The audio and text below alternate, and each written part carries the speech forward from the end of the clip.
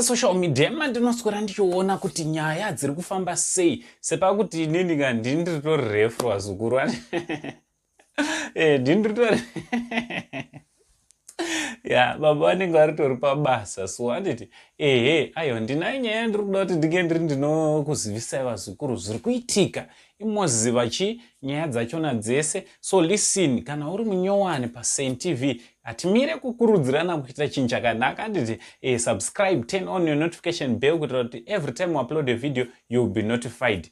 Nyaya ndauya nayo vazukuru singapedze nguva ndeyaEndi Muridzo handiti ndeyaEndi Muridzo asi ndisanda kuzivisai nyaya yaEndi Muridzo. Aiwa, muzukuru wangu Matthias Mere ane kavidhio kake kabuda kari kupisa zvisingaitwa vazukuru. So ndakaisa first pinned comment. Mubve maenda kupi? Mubva maenda muchingobva kuona vidhio rino ibva manoona vidhio raMatthias Mere. Wobva wasubscribe futi kuchannel yaMatthias Mere handiti so nyaya yandauya nayo vazukuru, Endi Muridzo akadzokerana naMai Keketso handiti vakadzokerana naMai vaKeketso.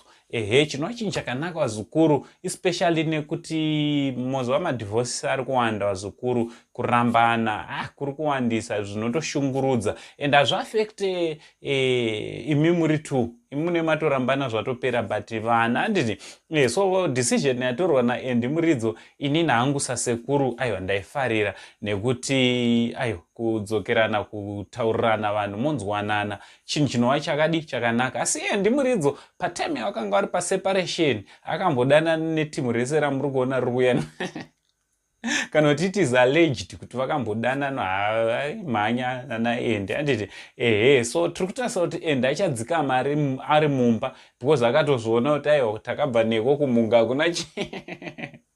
kumunga kunaipwa handiti ameno munofunge vazukuru nenyaya nezvaitwawo naEndi Muridzo muzukuru wangu zvekudzokerana naMai Keketso handiti munofungeiwo vazukuru? Ngataurira nekucomment section. Aiwa ini ndiri kutovakorokotedza kuti aiwa congratulations pareunion yenyu vazukuru, dai Mwari akuitirai zvakanaka, muchembere muri mese kusvika muchiparadzaniswa nerufu. From Uncle saying the only Zimbabwean uncle vanoda zvakanaka chete, ndichiti much love.